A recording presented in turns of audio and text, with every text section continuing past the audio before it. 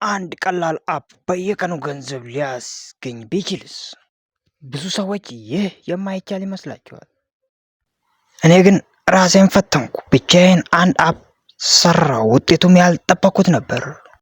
ሰላም ሁላችሁም። ዛሬ አንድ ሀሳብ እንዴት ወደ እውነተኛ አፕ እንደተቀየረ በመንገዱ ላይ የሚያጋጥሙን ችግሮች እና የተማርኩትን አካፍላችኋለሁ።